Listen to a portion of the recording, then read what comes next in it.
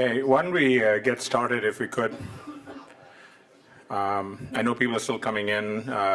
Hope everyone had a great lunch. We've got a great panel. I hope everyone's awake. We're going to go for at least 45 minutes. We had I think, pretty good morning talking about the various companies, the leaders, the challenges from the entrepreneur's point of view. We thought it'd be interesting to bring some of the folks who've been putting the money where their mouth is from an investment point of view. And so we're very excited about this panel. And I'm particularly excited because, in my former life at Goldman Sachs, one of the questions I always had to answer in the height of the internet craziness was, how do you justify the valuation? And so now, as a moderator, I get to ask these gentlemen, because they're investors in these companies, how do you justify the valuation? So tables have turned. But I'm very. Let me start from the far end. We're very excited to have these gentlemen with us. On the far side, my far side, we have Pat Grady, GP of Sequoia.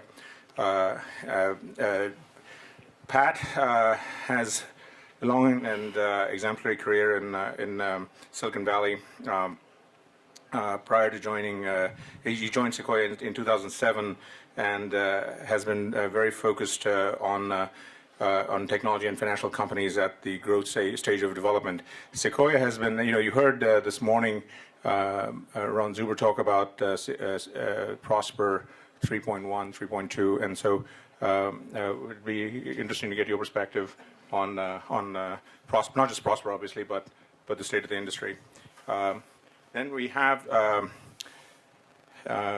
Frank Rodman, who is one of the world's leading experts in consumer credit, having started at Cap One way back in the earliest of days.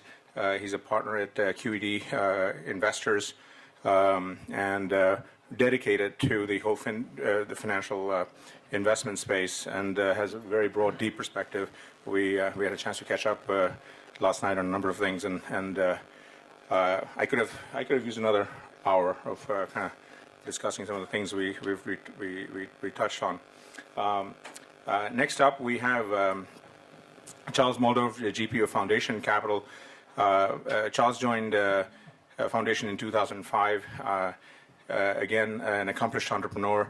Our paths had crossed at a couple of companies. In my analyst days, Charles was involved in the early days of Tell Me, which anyone who knows Siri, this was a precursor to Siri and At Home. It took us out from the bad old narrowband days.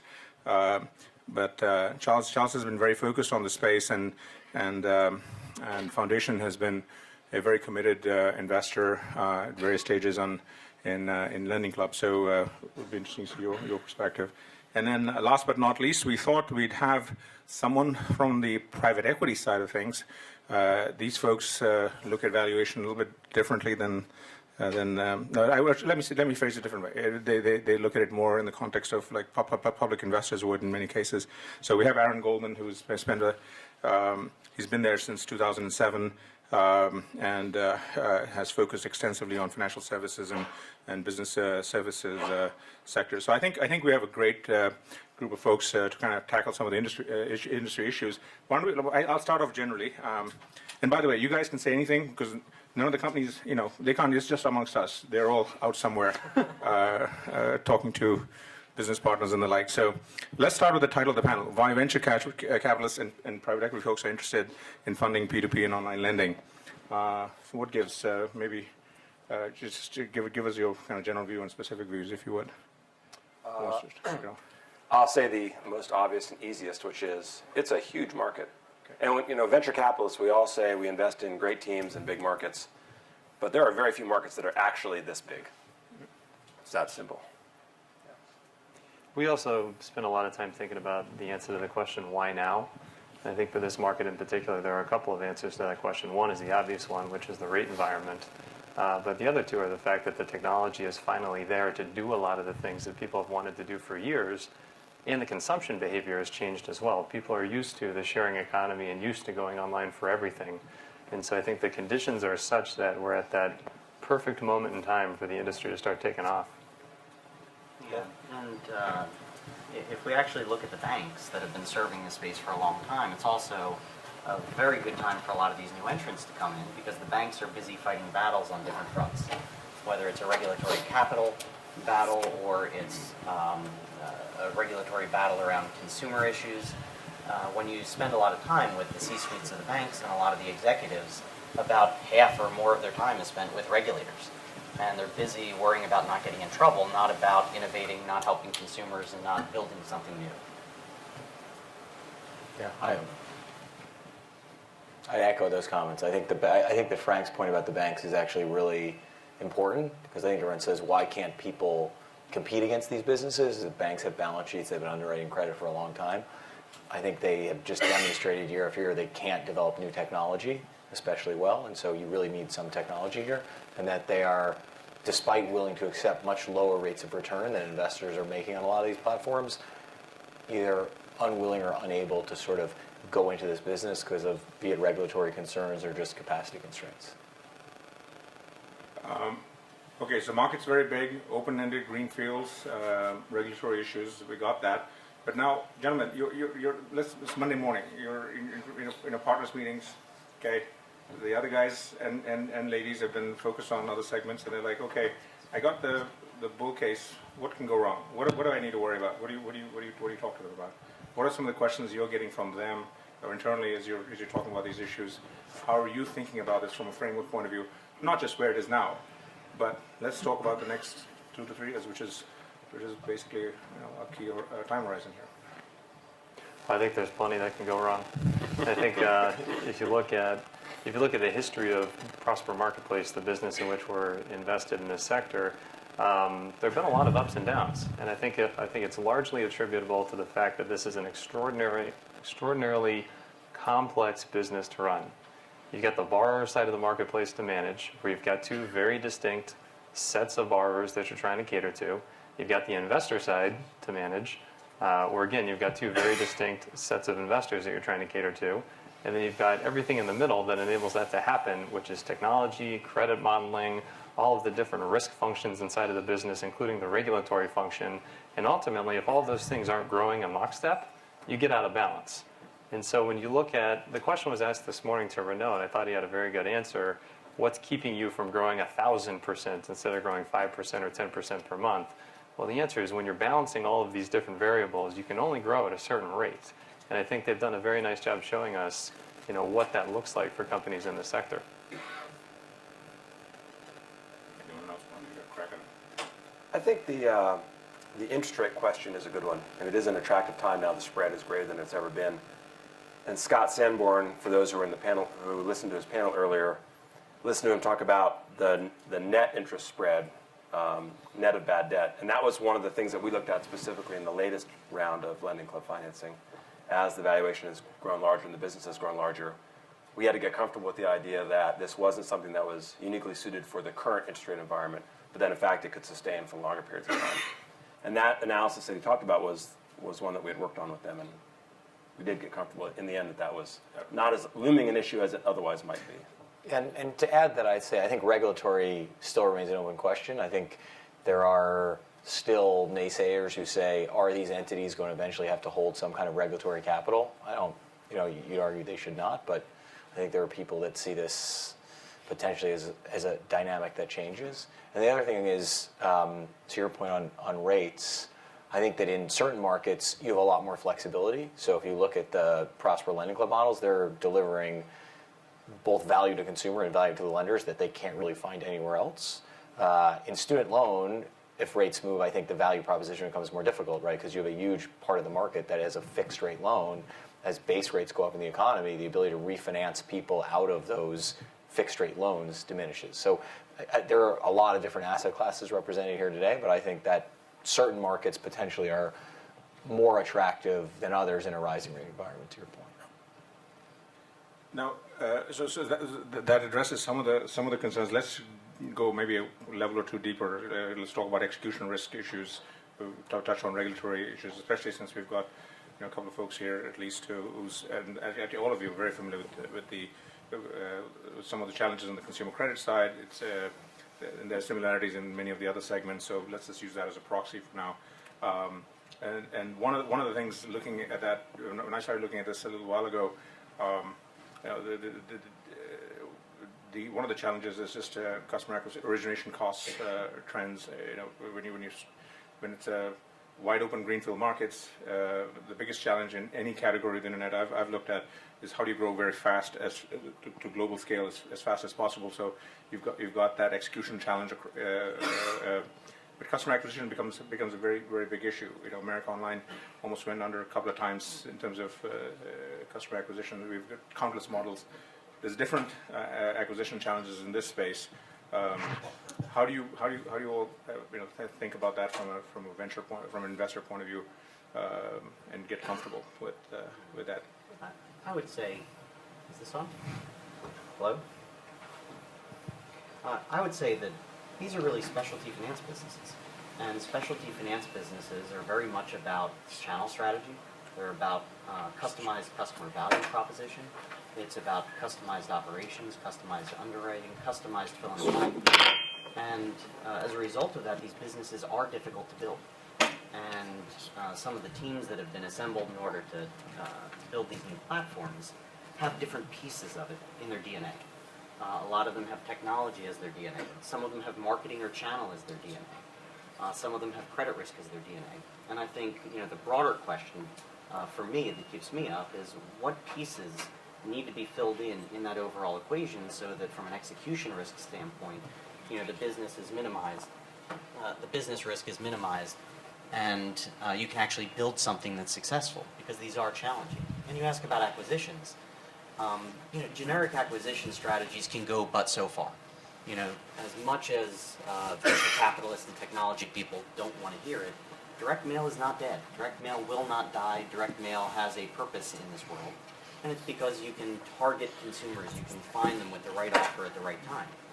A lot of the channels online are similar, and they're getting stronger in your ability to actually target individuals instead of just targeting the broad masses. But I think channel plays are going to start popping up because these are specialty finance opportunities. So you see going through the school channel in order to find students. That makes sense. Knowing where you go to find the customer that you're looking for with your specialty value proposition is really going to be the name of the game after you assemble all the other pieces. And I from my perspective, having looked at a number of these businesses, especially as they've evolved, that customer acquisition piece and the ability to sort of do, I think, proprietary and control the cost of lead acquisition is going to be one of the key determinants of value. I think the credit piece, I don't think anyone is doing anything especially differentiated on the credit side and sort of on and on and on, but if you can generate leads at a lower cost in a sustainable way, my personal opinion, I don't know if people agree with me, is that that's where you'll create the most enterprise value in these businesses. I think there's one more factor which I think helps this industry, which is that we look at a lot of SaaS businesses, right, where you're counting on the lifetime value of a customer. You've got a big upfront acquisition cost. And in this space, because a lot of these new companies can generate origination fees and get that cash up front, it really does help kind of amortize the cost of upfront acquisitions. I think that does structurally help the companies in this industry.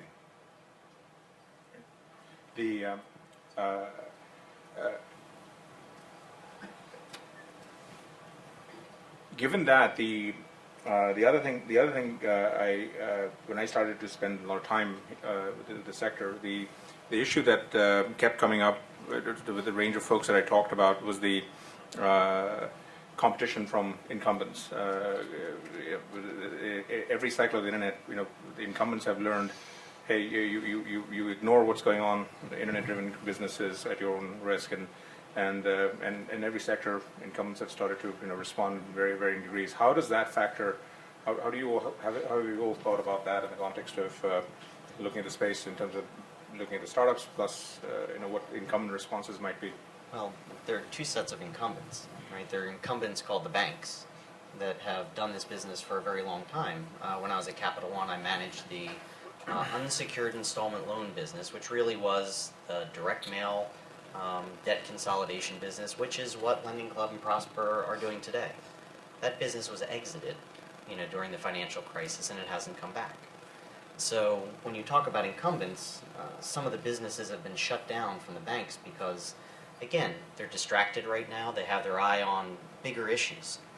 I don't see some of those businesses coming back and coming back anytime soon. And there are a lot of structural reasons why some of the bigger banks aren't going to enter these specialty finance arenas like they have in the past. But now you have a couple new incumbents that are popping up, like the lending clubs and the Prospers, that can diversify their product suite and their platform plays that already understand customer origination. And what I would say is, per the last comment I had, these are specialty businesses. And if Lending Club and Prosper and others take them very seriously and design new product for the category, for the consumer, they'll succeed. But it doesn't mean that a new startup can't succeed as well, because these are massive markets.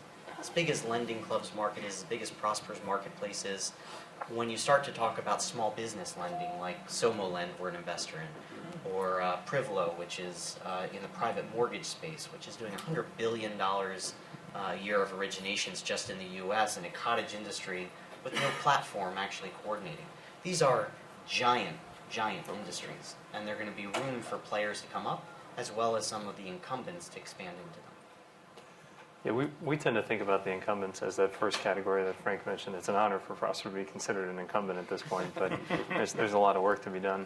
The banks that we think about don't really concern us. When you talk about the risks of the investment, it's not one of the things that we killed a lot of brain cells thinking about, simply because I think we have an advantage that they cannot replicate, which is a clean sheet of paper. They've been in business for a long time. For the most part, they've grown through acquisition. They have legacy IT systems sprawled all over the place. They have branch infrastructure. They have employee infrastructure. They have conflicting agendas with multiple product lines. We have the benefit of a singular focus, albeit split to the two sides of the marketplace, but a singular focus in building a platform that removes all of that inefficiency enabled by technology that they didn't have access to when they were forming their business models and forming all the processes internally. And so I think just simply the benefit of being able to start with modern technology and build everything from the ground up gives us a huge advantage. I think also, I could be wrong about this, but if you went back into the Walmart boardroom back in 2000 or 2001, and they probably had the strategy guy saying, this Amazon company, we got to watch out for it. And all the general managers inside Walmart were like, we're not seeing any impact on our P&L. Of course. Like, you can talk about it, but there's nothing there. And so it took them 15 years to figure out they needed a competitive response. And I think similarly in the banking world, if you ask Citibank's credit card origination department, are you seeing any negative impact as a result of Prosper and Lending Club? They would say no, not even close, right? So it's going to take 5 or 10 years before they even start to dent those couple $100 billion credit card portfolios. But I think it's even worse than that. When you talk to a lot of the executives in the C-suites of the banks, and you start to ask about, what do you think about Lending Club? They don't even know who Lending Club is. Right? The banks are so worried about their own problems, and I'm going to keep coming back to this theme, that we've explored conversations with them where we're trying to introduce some of the biggest banks to some innovative companies, and the executives had to be educated on who is Mint, who is Lending Club, who is Wonga in the UK. They have no awareness of what's actually happening out in the ecosystem, and if you don't have awareness, you end up not being worried until it's too late, or there's a real competitor there that's dug their heels in and they're not going away. So I think the banks are just crippled by the environment that they're in right now, and that leaves plenty of room in the marketplace for a lot of the new startups and venture capital and private equity to come in and fund teams. The best ones are coming from industry, right? They understand where the opportunity is, and they can't make it happen in the big banks. They exit the big banks and they form a new startup. They understand the nuances of the category and they build a business. But the one thing I'd add to that also is I think the banks, if you look across banks today, generally they have an asset origination problem, right? They have a ton of deposits and they can't originate assets. And the kind of assets they can originate are mortgages, which the regulators are saying you have too much mortgages. So I think they get that they would love to be in various other products, especially products that are diversified away from mortgage and away from geography and other areas. And the banks are willing to take much lower returns because they're saying, like, look, we're operating at 8 times leverage, and so we can make 3%. And I think what you're going to see is the competitive response is going to be almost like, look, we'll put money through some of these platforms because it actually generates better yields for us than a lot of things we're doing with all of our legacy infrastructure and everything else, and we're not making money. So I think the direct question is, can they compete? Real question mark. Do they know they have an asset origination problem? Yes, and may they slowly, and some of them find, be it various ways to lend into these businesses, be it on peer-to-peer or on some of these businesses that have direct balance sheets where they're funding those businesses. I think you're going to see more and more of that because I don't think they're going to be able to compete head-to-head. So they actually may end up being good friends. And then the question becomes, historically, the banks every once in a while would decide they need to be in these businesses and they go buy them and pay big prices. Unclear that the way the new capital requirements are set that banks actually can pay those big prices and afford to do it, but who knows? Okay. Great answers. Thank you. Let me come back to Frank, something you touched on, which are these are especially finance businesses, and that's important because we don't have to reinvent the wheel, right? You talked about multiple channels. Prosper, Lending Club both talked about very interesting opportunities that they have on specific channels. Again, we've seen this movie before. MBNA built an amazing credit card business in terms of affinity cards way back when. Lending Club is doing interesting things with Google and a lot of other folks. So the reason I'm touching on the specialty finance issue is at the same time, Ron Zuber talked about that they were Prosper as a technology company, and I'm sure Renault talks about technology versus and I know this is not, to me this is not about semantics. Having looked at a lot of companies early days, I remember when we were working with Yahoo before the IPO. Big definitional problem in prospectus is this a technology company or a media company? And literally in the 20 years later, in the last little board change I had, this issue is still they were struggling with. As you guide the companies that you're involved with, etc., how do you strike the balance between being operating, helping the company see their way through technology and finance, or especially finance companies, from an execution point of view? Because that, to me, was just a big challenge looking at a lot of other companies from the outside. I'd be curious of your perspective. I think the distinction between the two is starting to fade. I think as time goes on, people will stop to think about technology companies as much of a category in and of itself, outside of the raw infrastructural components of storage and compute and networking and that sort of thing. If you look at the spread of technology into financial services, healthcare services, consumer products, all these different businesses, the front runners tend to be termed technology companies because they've used technology to disrupt those industries. But 10 years down the road, 20 years down the road, everybody will be based on similar technology. Mm-hmm. And at that point, it's the domain expertise that you have in addressing your particular customer base with a superior value proposition, again, enabled by that technology, but it's the domain piece of it that actually matters. So, Amazon as an example. Is Amazon a retailer or is Amazon a technology company? Very good question. Turns out they're so far in front of the curve that they're a little bit of both, but at the end of the day, they're a retailer. Similarly, I think Prosper, from our perspective, is very much a specialty finance or a consumer finance company, whatever you want to call it. But were it not for the technology aspect, they wouldn't have a chance at disrupting such a big and entrenched industry. I mean, it's pretty interesting, but one of the beauties of consumer finance is that the product that you're creating is just numbers in a computer. Right? So infinite possibilities. You can assemble it in very different ways. If you want to charge a different interest rate or you want to have collections at a very different frequency, you can change all of that with numbers in a computer.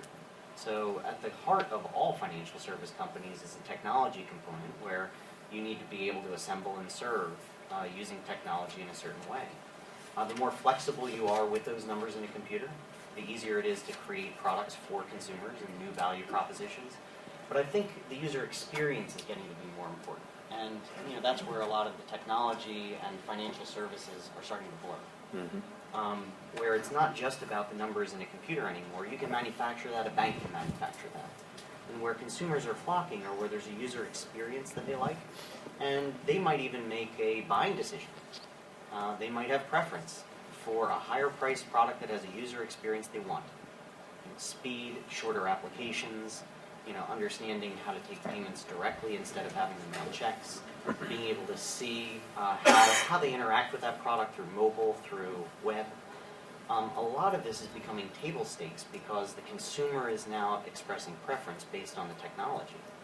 And the technology that's brought to bear in financial services the innovation is coming from the smaller companies, not from the big banks.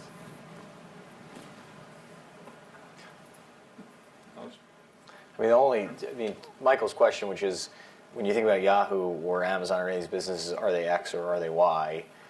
I think the reason people have those conversations is because X trades at a certain multiple Okay, and so Y you're getting trades into my at A. segue into my next It's topic. like, just All right. do it. Like, Okay, let's go. No, and I say that only because I think that fundamentally, right, there are two kinds of businesses that are presenting here today and that we're talking about. One set of businesses are matching and take no balance sheet risk, and one set of businesses have balance sheet risk. And I think inevitably those two businesses, for a variety of reasons, will be valued differently, right? One has to take provisions every time they have to make a loan. One needs to raise more equity every time they make a loan. So if you think about just those, and one has the risk that like their funding gets pulled, and one has the risk that as a result the thing blows up, and it happens if you look at the cycle. So there are a reason those two businesses are valued differently.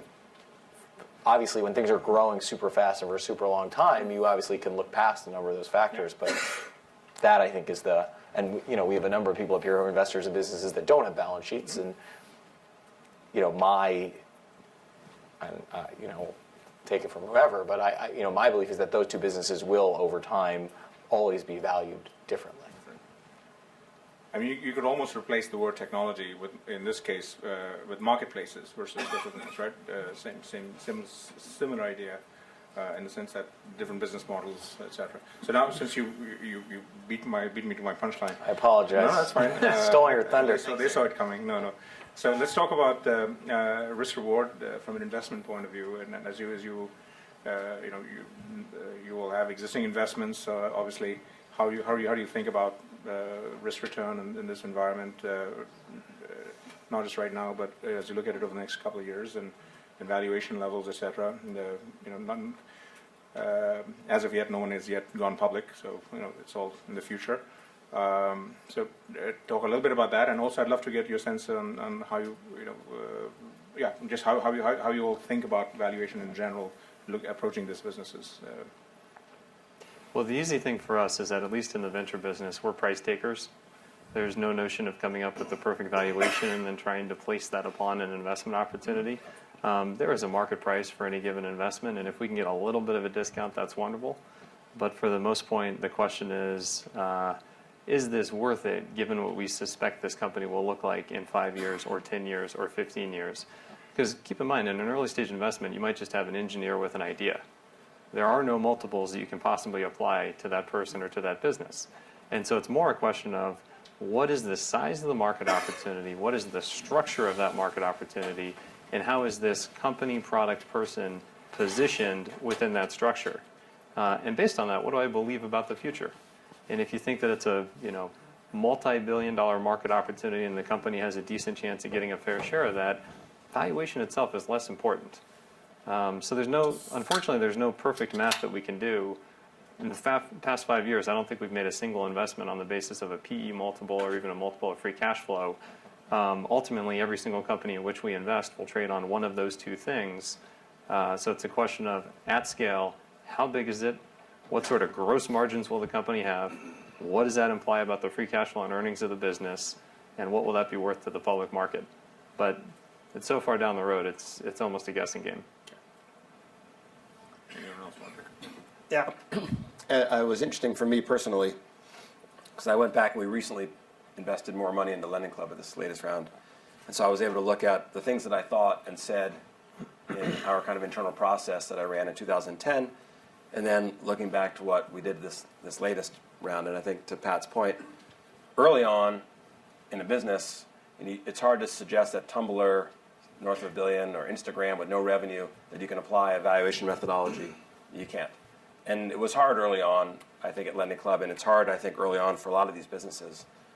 Renaud himself had come up with a methodology that he used, and he was able to hold it for each of the rounds of funding. But that methodology ultimately won't hold at the IPO. What will hold at the IPO is some more rational approach, which is going to be multiple of sales, discounted cash flow, based on margin structure. And so for this alternate approach. Yes. They're all rational at the time. Yes, that's true. And in fact, on a relational basis, when we looked at the latest round funding, we actually looked at IPOs of things like Yelp and LinkedIn, who had very similar growth structures and margin structures, but were in very different businesses. And now you could argue whether those were valued correctly at the IPO or not, but assuming that those were valued in some rational way, applying those multiples to Lending Club, we felt very comfortable with where it currently was. But it takes a company to be this mature, 7 years mature, before you can actually start to apply some methodology that makes sense. Yeah, you're looking at me because General Atlantic, obviously, we're a private equity firm that really focuses on growth businesses. So we're a global growth investor, and we tend to come in later on in a company's life cycle. So we help with execution risk, and we tend to write equity checks that sort of start at the low end at $50 million, 50. So while I think we've been very enamored with many of these businesses, we sort of are in that place where we're thinking much more about what the public markets think and how we make our returns over the next 5 to 10 years as opposed to the prior 5 to 10 years. And so we are, there is a trade-off, right? When you have a business like Lending Club or Prosper growing at the rates they're growing, people pay a multiple for growth, and I think that that's well-deserved because the businesses eventually will continue to grow. But we definitely, I'd say we have not made an investment in the last 5 years that has not been tied to some kind of multiple in one way or another. Now, sometimes we get it wrong because we do think valuation is important. And I think that going back to my earlier comment, for especially finance, you can look at what the public market values those businesses at. If you're trading a lot, if you're growing a lot faster, you'll get a premium to that. If you're growing about that, you'll trade in line. These other businesses that are really these marketplace models are very different. And so how they get valued, I think, is a question. We've made marketplace investments going back to New York Stock Exchange all the way to Alibaba and Mercado Libre. So we know about marketplaces. And then the question is, are these truly marketplaces? And Bill Gurley has this great post about marketplaces and sort of what it means to be a true marketplace versus sort of a not a marketplace. And if you're a true marketplace, you're going to be valued in an incredible way because you really have incredible barriers to entry and competitive advantages. Great. We're going to open up for questions in a minute. I just wanted to, last question on my end before I open up questions. And by the way, when I open up questions, I'm going to make an offer. Any one of you want to ask questions to anybody else on the panel, please feel free in the question session. So just think about questions if you have any. But the one thing I say, a lot of this discussion has been, this discussion has been terrific. Thank you. But a lot of it obviously has been around the consumer credit, Lending Club, Prosper, etc. Let's take that segment off the table, as you guys, because you're looking at the space intensely. Give us a sense of what you're excited about, broadly speaking, in financial disruption-oriented things as you look at the next 5 to 10 years. Things that you may have just done, or the sectors that you're looking at.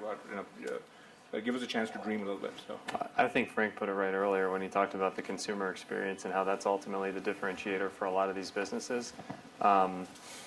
We think about it the same way. And also, Renaud did a nice job setting the context this morning with financial services at 8% of GDP and incumbents that are massively underprepared to affect any sort of change on the market. Square is another business in which we're investors that we think has the opportunity to completely revolutionize the point-of-sale experience for physical retail. Klarna over in Europe, where Frank is an investor with us, is a nice example of a business that has an opportunity to revolutionize credit at the online point-of-sale. And so we think both of those experiences could do for some improvement. And anywhere there's friction in the system, it's an opportunity for new companies to emerge. Frank, you want to take next? Sure. So on our desk right now, I would say at least half of the businesses that we're seeing are in the world of payments. So a lot of disruption happening in payments, whether it be mobile, whether it be cross-border, whether it be point of sale. So this whole ecosystem of how money is going to be moved is changing, and you're seeing some giants actually emerge out of nowhere. So payments is about half, about 25% are all of these online originations or peer-to-peer crowdfunding platforms. We're excited about a few that we've made recently, as well as the ones we have. We actually have 4 platforms in our portfolio. We have Prosper, we have China Risk Finance, which was mentioned as well. We have SomoLend, and we have Privlo. And these are 4 platforms in different geographies and different asset classes, and I think that there are reasons to be excited about each and every one of them. In addition to that, I would say what's left, there are a lot of data analytics companies that are coming up and we're seeing on our desk. New sources of data, new applications are being created to solve problems. And I think the key to finding the right management teams there are the ones that respect the regulatory environment and the needs of the banking industry or the users of the data. If they're just a data company, and we've seen a lot of those, they're really going to struggle to succeed. But we're seeing some very interesting companies come across our desk, and some we funded, that deal with this new world of data and figuring out how to build compliant applications that can be sold into financial services or insurance. And we've got some very interesting companies that are starting to see accelerated growth. So we're excited about a lot of things. Great. Councilor, you want to take us home? Yeah, the one that hasn't. I agree with the others. The one that hasn't been mentioned that we have looked and made investments in is consumer equity investing. I think past the last wave, the 15-year-ago wave of new startups that kind of moved investors online, there really hasn't been much innovation in that regard, particularly with respect to consumer experience. That led us to make an investment in motif investing, which really approached stock market investing at the idea standpoint, not at the stock standpoint. It's still early in that business, but they're gaining some traction. But I think that how consumers allocate that portion of their money to equity investing is changing as well. Yeah, and then what I would say is just, I think fundamentally what a lot of people have talked about here is, what is a bank, right? What role and purpose does a bank serve, and what role and purpose has a bank served historically? And so, if I said to people in this room, how many people have a mortgage and a checking account at the same bank, or how many people have multiple products, right? The premise was always you could cross-sell people because you sort of own this relationship. Well, most people don't like their bank and are shopping around for each of the various products they're buying. And so the bank is increasingly becoming sort of a regulatory creation that is not doing a good job of addressing many of these needs. So if you say, why are people going to get loans in other places when they have a bank? Well, because they don't like their bank and their bank doesn't offer them a good loan product. Why are people getting their mortgages from other places? Well, if Quicken can close your mortgage in 30 days and lower your rate 100 basis points, you're going to run across the street to Quicken.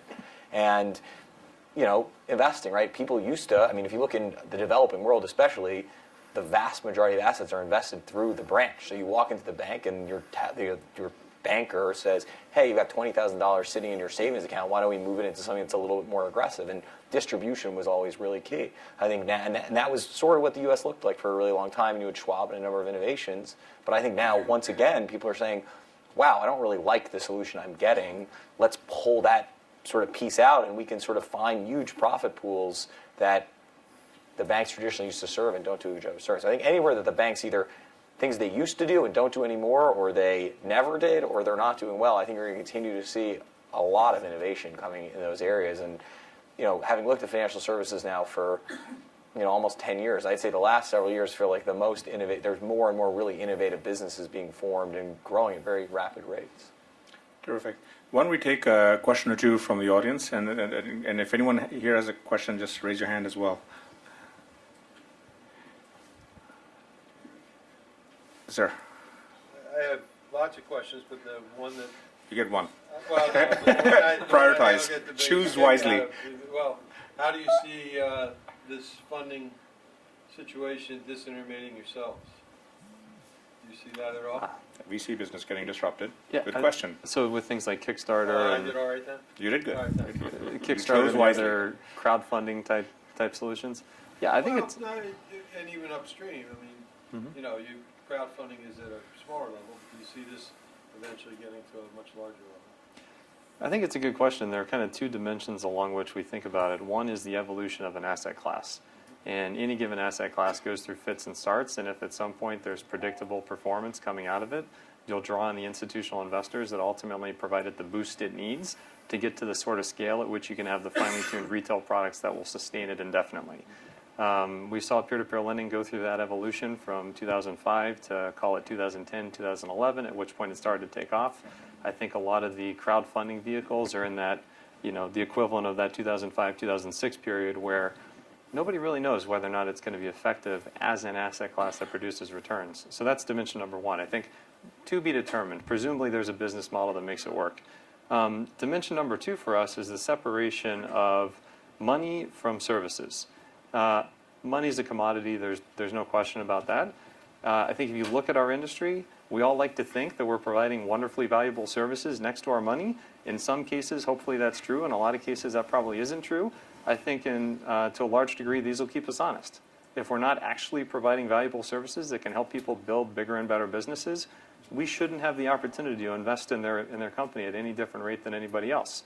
In which case, a crowdfunding platform could end up being a very nice vehicle to handle the commoditized money-only portion of the market. So it's sort of on us to demonstrate value beyond that to be able to stay in business. Yeah, I would echo that comment. I mean, at QED Investors, we even talk about ourselves as operators disguised as investors, because what we bring to the table is 20 years of consumer finance experience and marketing experience that we bring to our companies. Now, the companies have to hold us to that, where we actually roll up our sleeves and we go in there and we help them how we can. And if we're value added, we see more deals, and our CEOs and founders really endorse us, throughout this network of interesting companies. And if we're not good at what we do, then our business will dry up. I mean, we don't have deep pockets. We don't have the same checks that the other people around the table are. So for us, it's very important to hold true to that, where we do have value add over and above just the money. I'll be more controversial. Okay, good. And maybe I'm the Walmart guy from 1995. We work really hard trying to make smart investments. And we as an industry, we as a firm at Foundation Capital, and I know it's hard, right? Of 600 or so venture firms, there's a handful that make any money at all. So either one half of Pat's equation was right, which is we just add no value and it's just irrelevant anyway, or we actually add value and it's a lot harder than people think. And I think that it's exciting for an individual to crowdfund into an idea that they find enthralling. But as the sausage gets made in that company, and as management teams need to change, and as additional rounds of funding need to happen, and as dilution occurs, and at the end of the day, something good occurs or not, and the check shows up in the mail, and they realize that their dream of putting $1 to work and getting back 20 or 5 doesn't actually come true very often, I think it tends to sour. Now, it may take a decade to play out, but unfortunately, I think for the most part, most businesses actually don't succeed.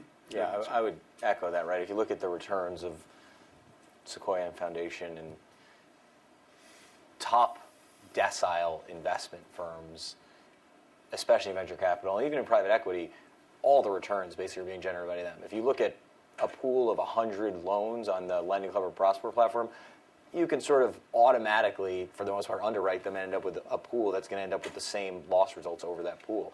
If you were to take 1,000 random venture investments, it would be very different. So my belief is that there is real value being added. That's why they get compensated the way they do. And I'd say the same goes for many private equity managers, though we have the benefit, General Atlantic less so, but many private equity firms are really leveraged equity managers. And so they have the benefit of leverage to help their returns. And so you could argue, could you have leveraged equity platforms? Maybe. But I think the reason there's less risk of disintermediation is exactly that. The risk is not spread evenly.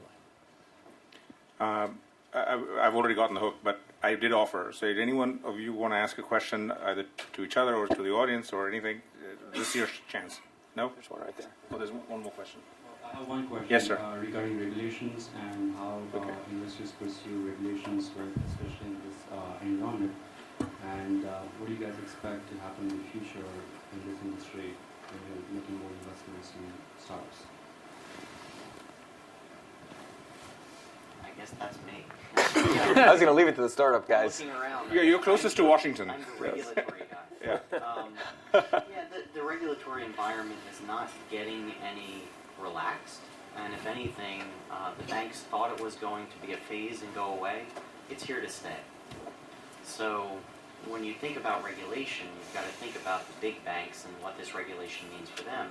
But you also heard from Candace, for instance, about the Jobs Act. It takes a while for regulation to play itself out. And you have to build your businesses with a fundamental value proposition that's good for consumers, that makes money in a variety of different regulatory environments. If you count on making money in a particular way, that the court of public opinion might not like it, and there are a lot of ways of making money, in certain sectors of the financial services market that are very fee-oriented, that you can make money that the regulators at some point might take an eye towards and shut down. So making sure that you have products that really have moral compasses that point towards true north is a very important concept when you're building into an uncertain regulatory environment. Because if you can stand up and feel very good about what you've built, then you have a fighting chance of succeeding in any environment. I would echo that, and this is the very naive Silicon Valley, we kind of live in a bubble type perspective that we take to these things, but we just have a very fundamental belief that if you are providing a superior value proposition for your customers, particularly if your customers are consumers, at some point in time, the strength of that value proposition will shine through, and regulatory efforts will support the companies, not get in their way. And obviously life is a heck of a lot more complicated than that, but when we're investing in early stage companies, that's the mindset with which we approach it. Okay. Last chance question. No? All right. The one thing I can vouch for is these folks do work very hard, especially a couple of individuals here who took red eyes here and we're taking red eyes back. So please join me. A big hand. Thank you so much for coming and joining us.